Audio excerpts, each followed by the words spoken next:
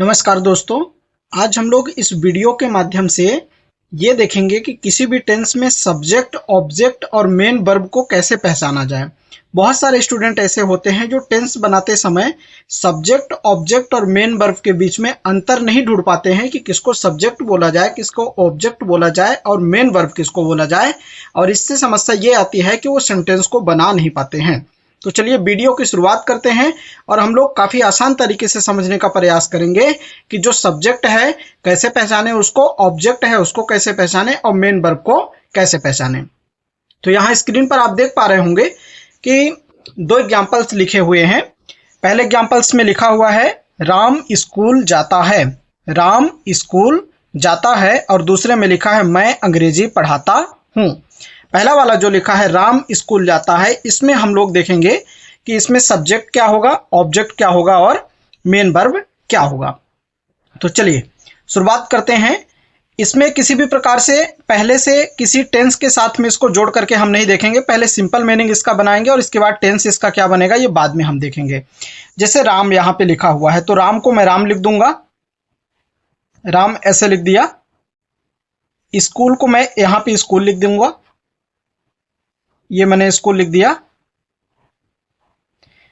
और जाता मतलब जाना, जाना का मतलब क्या हो जाएगा यहाँ पे गो हो जाएगा। अभी मैं टेंस नहीं बना रहा हूं, अभी मैं सिर्फ इसमें ढूंढ रहा हूं कि सब्जेक्ट क्या है, ऑब्जेक्ट क्या है और इसका मेन वर्ब क्या होगा। ठीक है, अब इसे समझने के लिए कुछ परिभाषा साइड में लिखा हुआ है, जैसा कि आप यहाँ पर देख पा रहे होंगे। साइड में मैंने लिखा है कि अगर हमको सब्जेक्ट को ढूंढना है तो हम कैसे ढूंढेंगे। तो कोई भी सेंटेंस हो गया जिस सेंटेंस में जो व्यक्ति काम करता है, किसी भी सेंटेंस में जो व्यक्ति काम करता है वही क्या कहलाता है, सब्जेक्ट या कर्ता कहलाता है। अर्थात उस पूरे सेंटेंस में हम ये देखेंगे कि काम करने वाला व्यक्ति कौन है।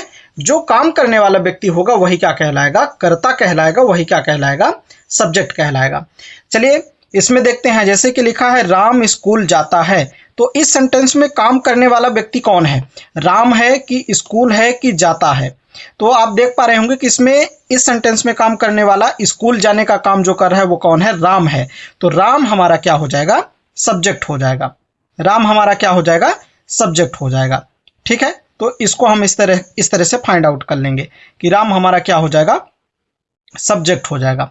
ठीक, दूसरे नंबर पे परिभाषा में लिखा है कि जिस काम को कर्ता या सब्जेक्ट पहले कंप्लीट करता है, जिस काम को कर्ता या सब्जेक्ट पहले कंप्लीट करे वो चीज क्या कहलाती है, मुख्य क्रिया कहलाती है, मेन वर्ब कहलाता है।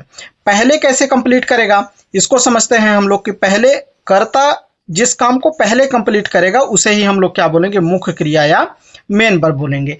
कैसे, जैसे राम स्कूल जाता है, तो राम स्कूल जाता है तो राम जब जा रहा है स्कूल तो पहले कौन सा काम करेगा, स्कूल का काम करेगा कि पहले जाने का काम करेगा। तो पहले राम क्या करेगा, जाएगा तब तो स्कूल पहुंचेगा ना। तो राम पहले कौन सा काम करेगा, जाने का काम करेगा। जाने का काम करने का मतलब क्या हो जाएगा, गो। तो यहाँ पे गो हमारा क्या हो जाएगा, मेन वर्ब हो जाएगा। गो हमारा क्या हो जाएगा, मेन वर्ब हो जाएगा, मुख्य क्रिया हो जाएगी। बहुत ही आसानी से हम लोग पहचानेंगे। तो जिस काम को कर्ता पहले कंप्लीट करे वो क्या कहलाएगी, मुख्य क्रिया या मेन वर्ब कहलाएगा। अब हम लोग बात करते हैं लास्ट में हम कैसे पहचानेंगे कि इसका ऑब्जेक्ट क्या होगा इस सेंटेंस का। तो जिस काम को कर्ता अर्थात सब्जेक्ट बाद में या अंतिम में कंप्लीट करे, बाद में कंप्लीट करे, पहले नहीं बाद में कंप्लीट करे। बाद में कैसे कंप्लीट करेगा, जैसे राम स्कूल जाता है तो राम सब्जेक्ट हो गया, पहला काम उसका क्या हो गया, जाना। जब जाएगा तब तो पहुंचेगा। तो बाद में कौन से काम को कंप्लीट कर रहा है, जा रहा है, वो पहले करेगा और इसके बाद वाला या अंतिम वाला काम हमारा हो जाएगा स्कूल। अर्थात स्कूल हमारा क्या हो जाएगा, ऑब्जेक्ट हो जाएगा।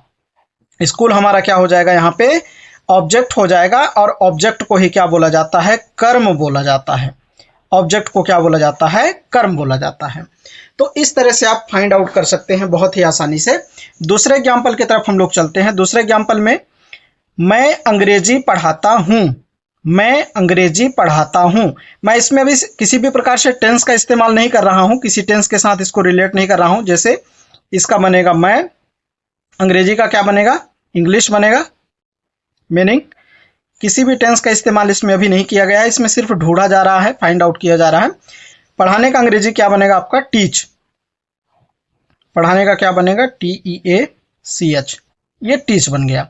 ठीक है, अब इसको जब हम देखेंगे तो सबसे पहले ये देखेंगे कि कर्ता कौन है, सब्जेक्ट कौन है। तो जो भी व्यक्ति सेंटेंस में काम करता है, जैसे मैं अंग्रेजी पढ़ाता हूं, तो यहाँ पे काम करने वाला व्यक्ति कौन है? मैं हूं कि अंग्रेजी है कि पढ़ाता? तो यहाँ पे काम करने वाला व्यक्ति कौन हो जाएगा? मैं या आई? मैं हो जाएगा। काम कौन कर रहा है? मैं पढ़ाने का काम कर रहा हूं, तो मैं या आई क्या हो जाएगा? हमारा सब्जेक्ट हो जाएगा। मैं या आई हमारा क्या हो जाएगा? सब्जेक्ट हो जाएगा। अब ये देखना है कि मैं या आई सब्जेक्ट हो गया। अब सब्जेक्ट पहले कौन सा काम करता है? अंग्रेजी पहले काम करता है कि पढ़ाने का काम करता है? जब पढ़ाएगा, जब टीच करेगा, तब तो अंग्रेजी कंप्लीट होगी ना। तो पहला काम कौन सा हो जाएगा? टीच हो जाएगा, पढ़ाने का काम हो जाएगा। इसलिए पहला काम, पहले काम को हम क्या बोलेंगे? मेन वर्ब बोलेंगे। पहले काम को क्या बोलेंगे?